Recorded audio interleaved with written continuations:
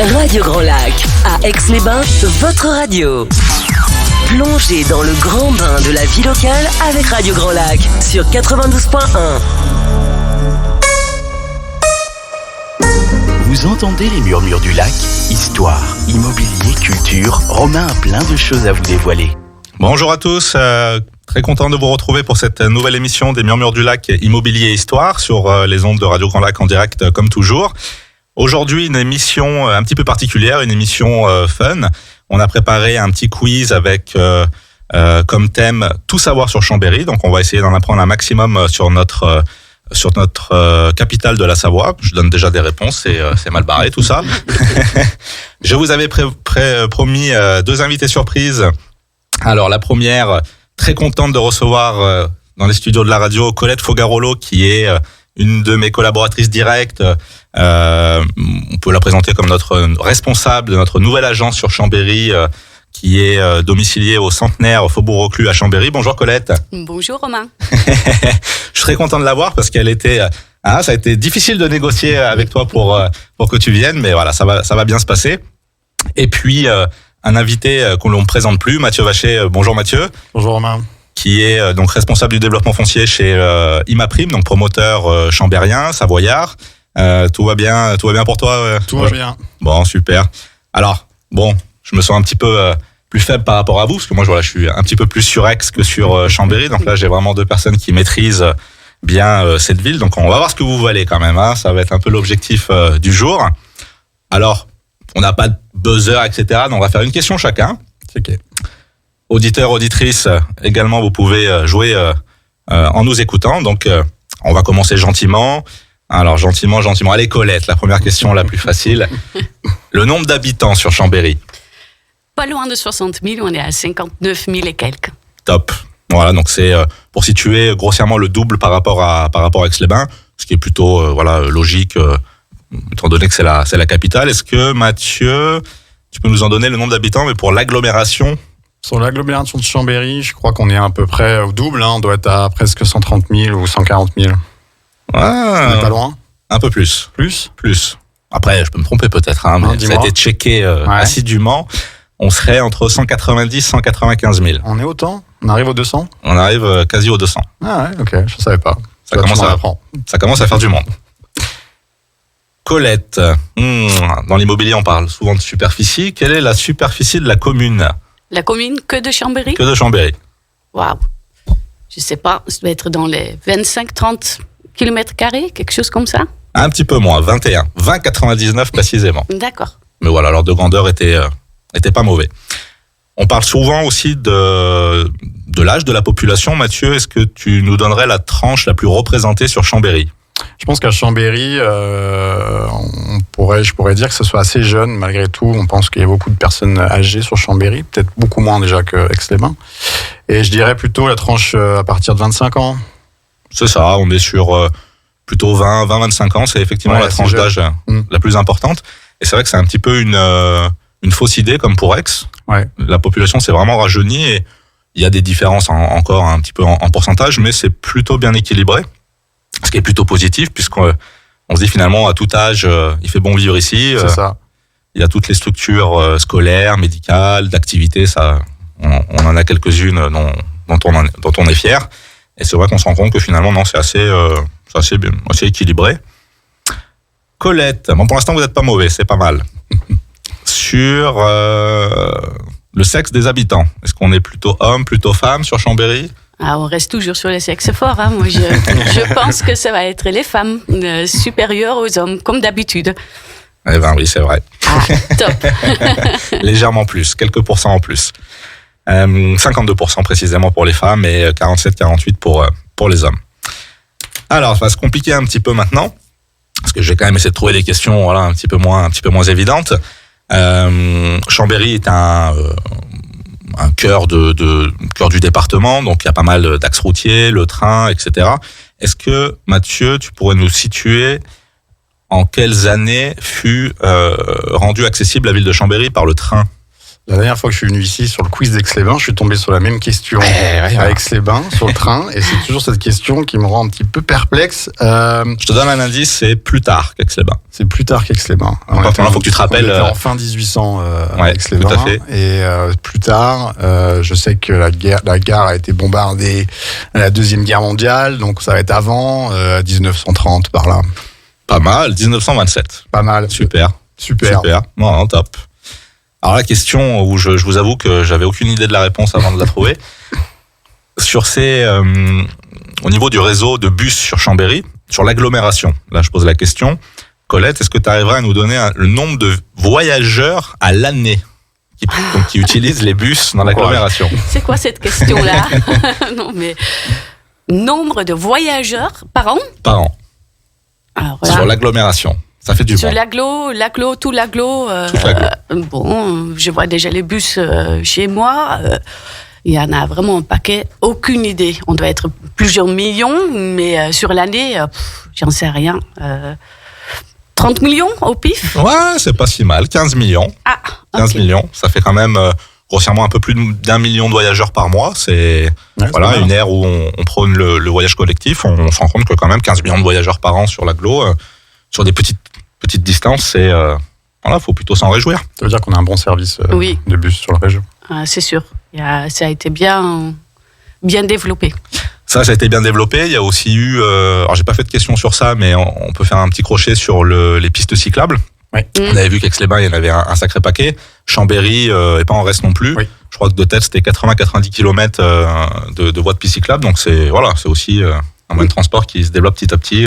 Mais même rapidement, par rapport à il y a quelques années en arrière et maintenant, quand on voit le nombre de pistes cyclables, c'est vraiment énormément développé. Donc c'est une bonne chose. C'est une bonne chose. Et puis les beaux jours arrivent petit à petit. Donc je pense que nos amis cyclistes, on va bientôt les croiser de manière un peu plus significative. Concernant les altitudes, Mathieu. Allez, encore bon. L'altitude la plus basse. Alors celle-là, elle est pas trop compliquée. Ouais, pour moi, l'altitude la plus basse, c'est la moyenne de Chambé, parce qu'on est quand même assez bas. Je crois qu'on était autour des 250 mètres d'altitude sur la moyenne de Chambéry. Je sais pas si c'est la plus basse. 240, a priori, l'altitude de relevée la plus basse. Donc effectivement, on tourne par rapport à ça. Ce qui était sensiblement la même chose avec Aix-les-Bains. Aix-les-Bains, ouais. Voilà, le point de repère, c'est de toute façon un peu le lac qui est à cette altitude également. Donc on est tous à peu près sur la même longueur d'onde. Chambéry, je pense que c'est un petit peu moins plat qu'Aix. Il y a quand même, quand on monte sur les Hauts-de-Chambéry, tout ça, il y a l'agglo, peut-être un petit peu plus de relief qu'ici. Colette, du coup, l'altitude la plus haute. Ouh, on va pas bien haut à Chambéry. Je sais même pas quel est le point le plus haut. Est-ce que c'est les Charmettes? Je sais pas. Allez, dans les 600 peut-être? Un petit peu moins, 560, ce qui correspond aussi à l'altitude la plus haute d'Aix. Donc vraiment, on a des similarités assez proches. J'allais te poser la question où. Je pense que c'est les Charmettes, mais je suis pas sûre. Je ne sais pas. Donc comme ça, voilà, faudra rentrer sur vous tout à l'heure et checker. Alors, on va s'attaquer un petit peu au symbole chambérien. Mathieu, l'hôtel de ville, on a la chance d'avoir un bel hôtel de ville également sur Chambéry. Est-ce que tu nous situerais un petit peu sa date d'édification? Donc, il y aurait toujours des dates. Non, là, j'avoue que je vais botter en touche l'hôtel de ville de Chambéry qui est magnifique. Hein. Non, je t'avoue que là, je ne serais pas positionné ça par rapport au train et par rapport à Aix-les-Bains. On est plus du 17e, du 20e. Ouais, allez, à 50 ans près. On doit être dans les 50 ans près. 50 ans près. Ça va être dur. Je pense qu'on est en 1800, on est en 1850, comme ça je suis au milieu. Ah ben, tu vois, c'est très bien. 1863. Eh ben, parfait. Donc on était dedans, donc ça fait quand même quelques temps, mais pas si vieux que ça. Mais c'est pas si vieux. Ouais. Il y a une particularité sur cet hôtel de ville, c'est que c'est une des premières réalisations d'architecture française après l'annexion de la Savoie à la France. D'accord. Voilà, le vaste sujet polémique. Donc voilà, ça a été fait dans ces époques-là, et c'est une des premières réalisations. Colette, du coup, je vais te demander quel était son architecte plutôt connu sur le paysage chambérien, parce qu'il a pas fait que ça. Eh ben justement, merci pour cette question. Enfin, je peux répondre, c'est Pellegrini. Top. Charles Bernard Pellegrini. Ouais. Ok. Bon. Il a fait aussi le casino d'Aix. Exactement. Ce que j'ai appris par la suite, mais et il est né à Yen. Comme Vraiment, puis ça, oui, un autre personnage qu'on va parler. Ah, la question piège pour Mathieu. Alors celle-là, j'étais impatient de te la poser pour un actif comme toi dans le bassin. Quel est le maire de Chambéry? C'est Thierry Repentin qui a été élu à la dernière élection en 2020. Exactement. Alors j'ai plus exactement le chiffre, mais c'était au coude à coude avec son rival Oui. du moment. Oui. Il est passé de 3-4%, je crois, mais il y avait une vraie rivalité à ce moment-là. Tout à fait. Thierry Repentin, on le salue s'il nous écoute. Colette, Oui. le nombre de grands quartiers administratifs. Donc c'est des choses qui ont évolué au fil des années. Là maintenant, c'est figé depuis quelque temps. Oui.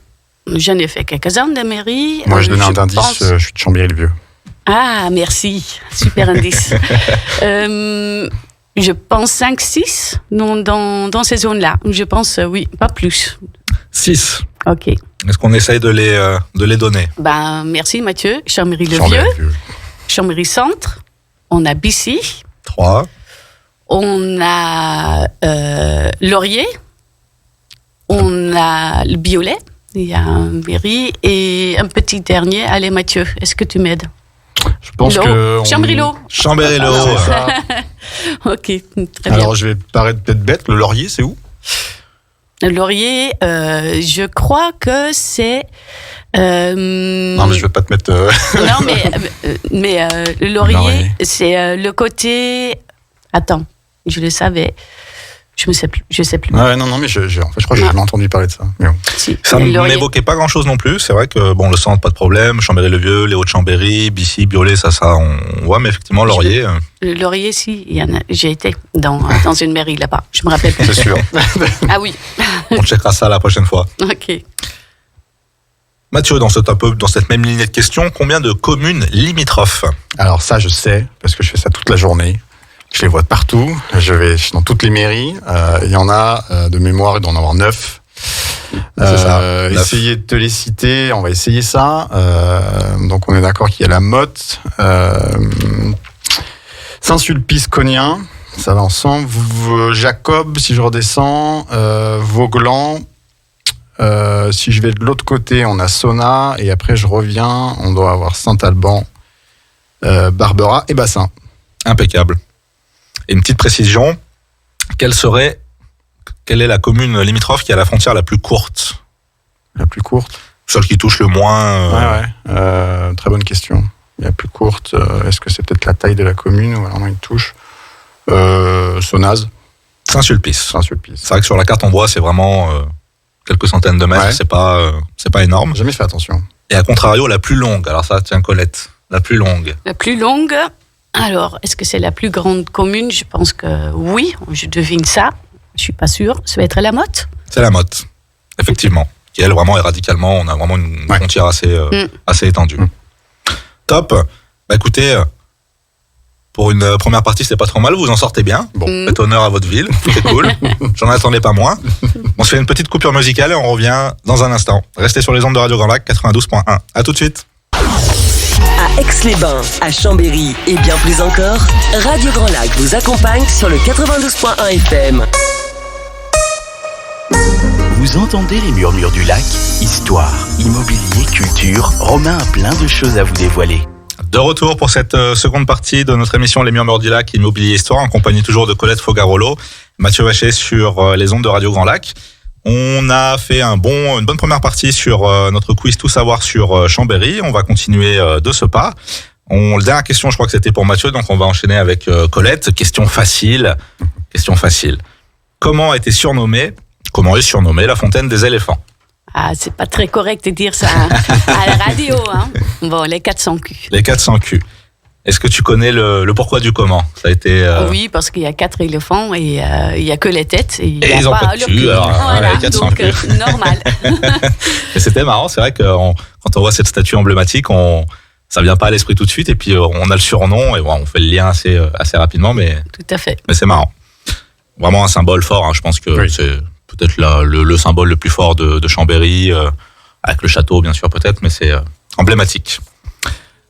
Quelle rue, Mathieu, justement, permet de rallier les 400 culs au château des Ducs de Savoie? Je pense que tu veux parler des Champs-Élysées de Chambéry, la belle rue que j'apprécie fortement, qui s'appelle la rue de Boigne. Particulièrement, je l'aime beaucoup puisqu'il y a plein de... l'architecture est magnifique, mais il y a plein de petites boutiques qui sont sympas tout autour, dont une que j'apprécie particulièrement parce que je vais épouser la gérante. C'est la Cave à Perret que je vous conseille d'y aller pour tout ce qui est vin, mets et puis thé aussi, parce qu'ils vendent du thé en même temps. Moi, j'ai eu la chance de découvrir la boutique il y a peu de temps, récemment. Effectivement, vraiment une belle cave, un bel accueil, la chance d'avoir aussi une équipe très sympa. Exactement. Petite précision aussi, c'est qu'ils ont, si je dis pas de bêtises, ils sont producteurs également du côté Exactement. Ils sont basés dans la Rampée Savoyard à Yenne et à Bième, et ils ont un domaine qui s'appelle le domaine Saint-Romain. Donc, ils sont producteurs de vin et en même temps, ils sont négociants de vin.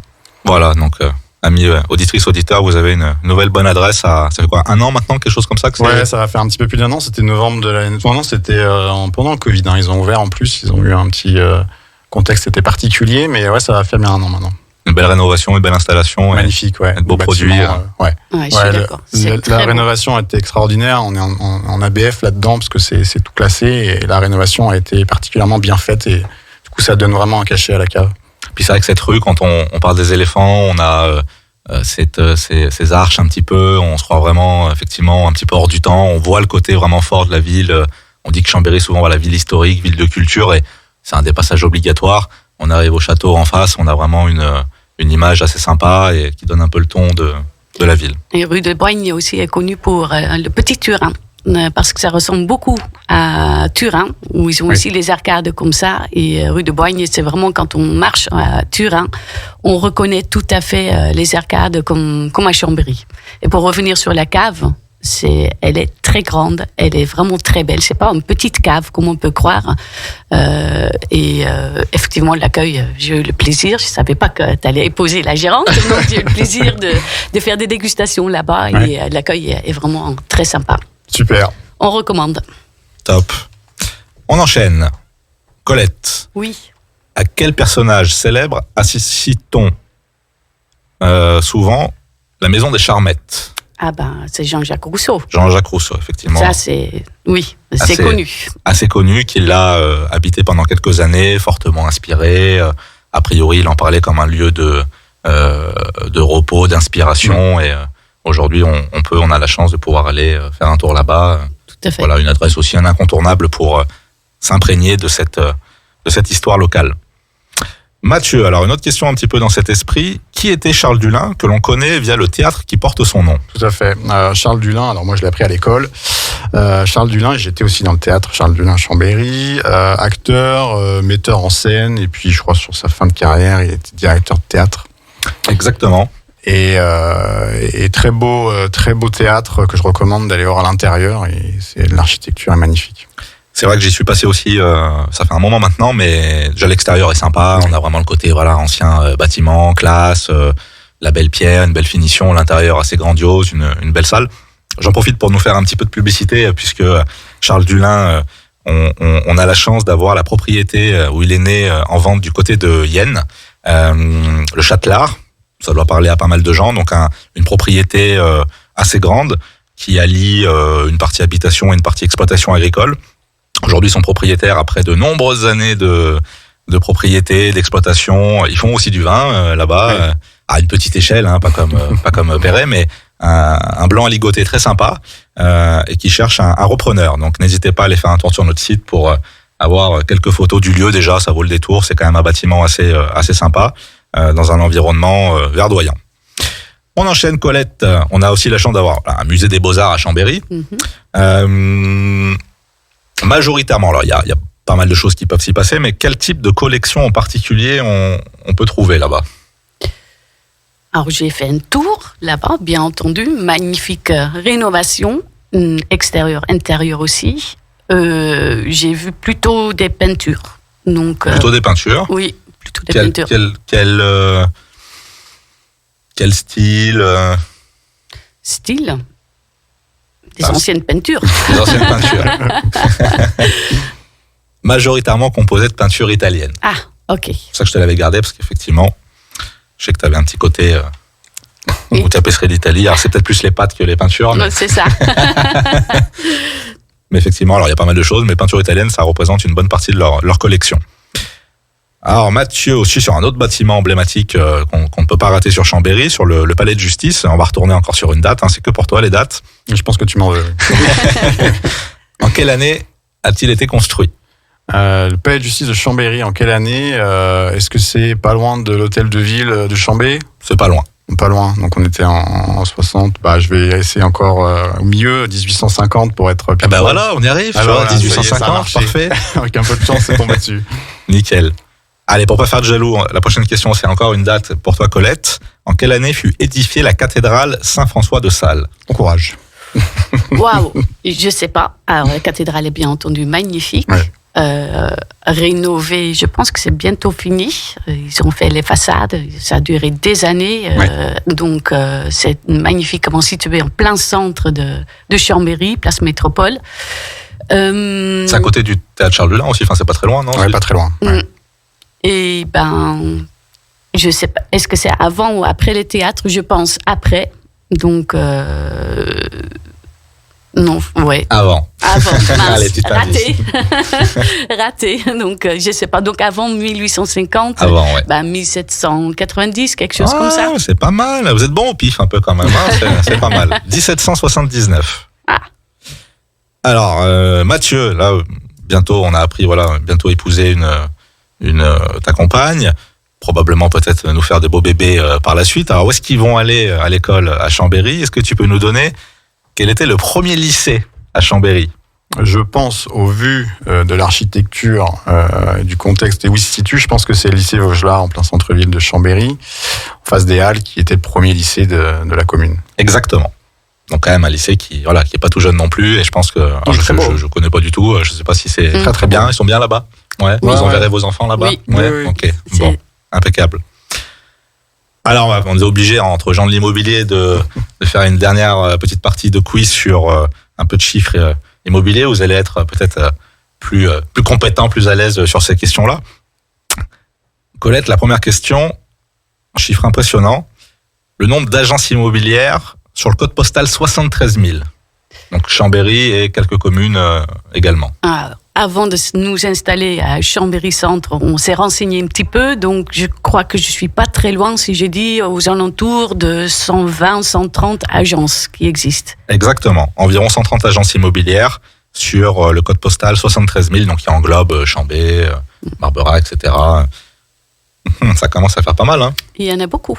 Il y a un de plus de qualité. C'est ce que j'allais dire. Mathieu, le nombre de logements sur Chambéry, là pour le coup, Chambéry uniquement. Le nombre de logements sur Chambéry uniquement, on est 60 000 habitants, je crois. On va dire qu'il y a 2 personnes par logement. Je dirais 30 000 sans me mouiller. Voilà, c'est ça, 29-30 000.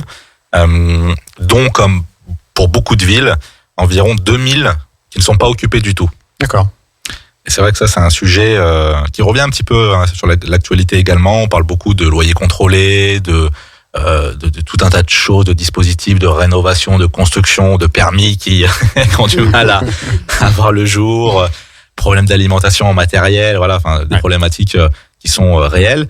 Mais c'est vrai qu'il y a quand même cette donnée qui sont non occupées du tout. Ça tend à dire que c'est pas de la résidence secondaire, c'est pas un bien vous pouvez utiliser de temps en temps, c'est vraiment déclaré comme inoccupé depuis un certain temps. Et je pense que ce serait un sujet intéressant à gratter. Alors, je ne sais pas quel département, ministère, du logement bien sûr, mais comment arriver à faire bouger un petit peu les choses à ce niveau-là, puisque déjà, si on arrivait à remplir, à utiliser les logements existants, on en récupérerait quand même quelques-uns. Je crois qu'à l'échelle nationale, on parle de plus d'1 million de logements. Donc, ça fait un sacré paquet quand même qui pourrait être mis à disposition. Alors, probablement, la majorité devrait être à rénover, mais il y a quand même un stock de produits un peu endormis comme ça. Je pense que c'est un axe très intéressant pour le développement futur des logements.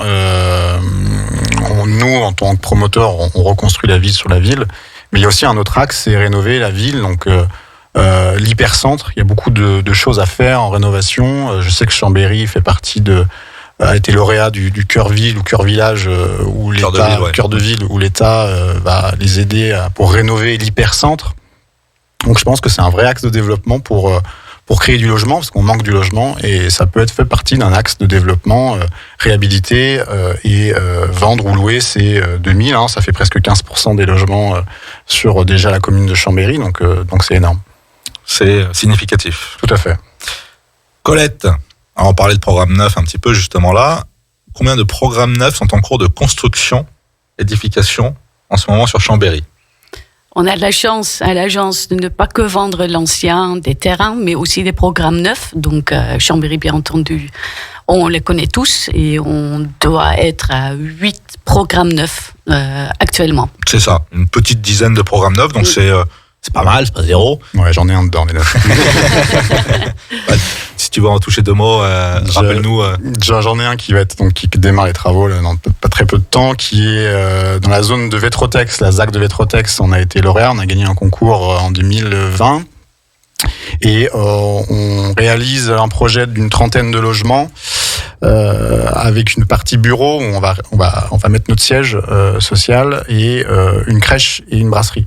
Donc c'est un peu un projet mix, on aime bien ça. En plus c'est dans une ZAC, donc on a pu avoir avec l'architecte plein de choses pour faire des choses qui changent de l'ordinaire. On a une architecture qui est vraiment très belle. En fait, t'as tout prévu. Il épouse une caviste, il construit son siège social à côté de la crèche, il met une brasserie. Si je te dis, la vie est belle, Mathieu, c'est bien. Impeccable. Ah, c'est top.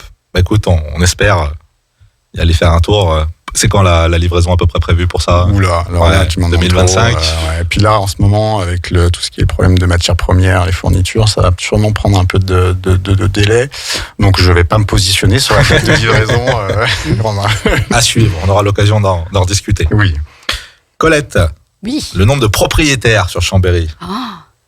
Alors, on rappelle 60 000 habitants. 60 000, alors je pense, parce qu'il y a quand même beaucoup d'étudiants, c'est quand même vide d'étudiants, donc je pense que ça sera un petit peu moins que la moitié, donc on doit être à 25 000 dans ces zones-là. C'est à peu près ça, on est entre 23 500, donc effectivement un petit peu moins que la moitié. La moyenne nationale est au-dessus de de 50%, donc là on est un petit peu en dessous, mais effectivement, les villes étudiantes, les villes où ça bouge un petit peu, généralement, c'est un petit peu le cas. Donc, de fait, Mathieu, le nombre de locataires... Ouais, si on a 60 000, donc on doit être autour des 35 000. Si tu disais 35, voilà, par là. C'est ça, 32, 33 000. Top. Ah, question épineuse. Les prix au mètre carré sur la commune de Chambéry. En moyenne. En moyenne pour les apparts. Pour les apparts. Que Chambéry. Que Chambéry. Okay. T'es en neuf et ancien ou juste ancien? Dans l'ancien. Dans l'ancien. 2900 quelques. 2950 dans ces zones-là. Exactement. Alors, les moyennes toujours, ça prend avec des pincettes. Ça veut dire qu'il y a des écarts quand même conséquents. Ça va de 2000 à 5000. Ça va dépendre bien évidemment du standing, terrasse, pas de terrasse, étage, vue, pas vue. Enfin voilà, tous les critères habituels dans nos métiers. Mais voilà, la moyenne est plutôt encore raisonnable. Chambéry, moi, c'est quelque chose que j'ai toujours noté à une évolution plutôt saine. Il n'y a pas eu des pics. Alors, Aix, on sait tous, ça a pris 20% en 2 ans. Ouais. Chambéry, ça a monté, mais pas de la même manière. C'est vraiment une évolution un petit peu plus maîtrisée, j'ai l'impression, mais depuis tout temps.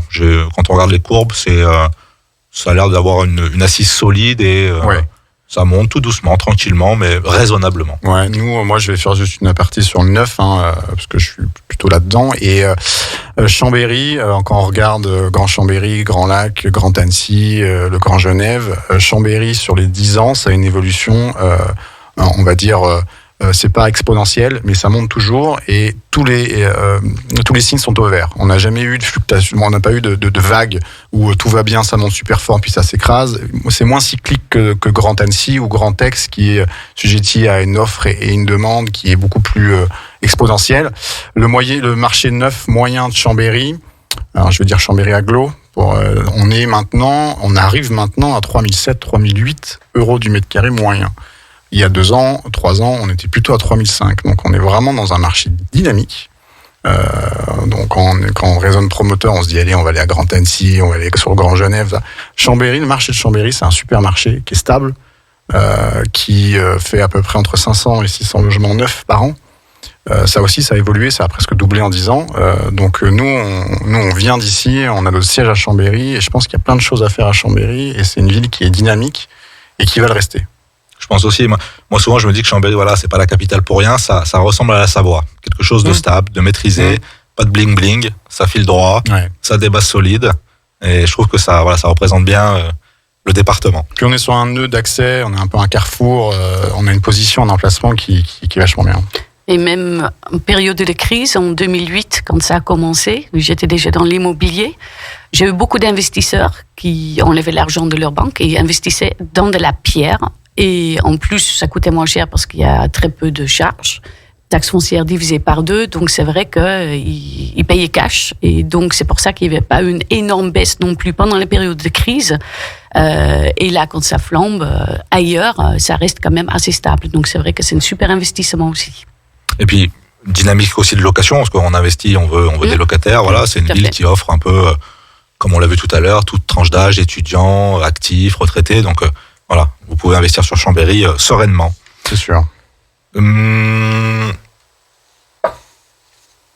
Alors les maisons, on peut évoquer aussi le prix, donc légèrement supérieur à la moyenne. Enfin, forcément, les maisons, c'est un petit peu au-dessus.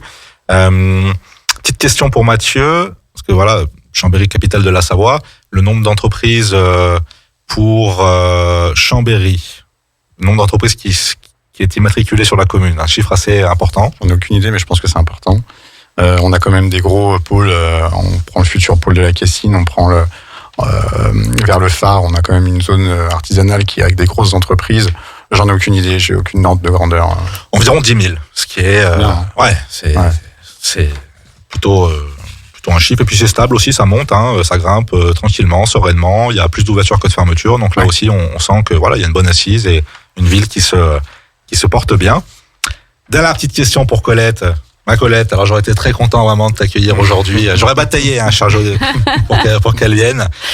Où se situe donc notre nouvelle agence du groupe RDIMO sur Chambéry? Alors, on est situé en plein centre, dans le Mercenaire, à côté de l'hôtel Le 5 et dans le Centenaire, pardon, à côté de l'hôtel Le 5 et c'est 44 Faubourg Reclus. Top. Bah écoutez, j'aurais été ravi de vous avoir aujourd'hui avec moi pour cette émission spéciale quiz sur Chambéry.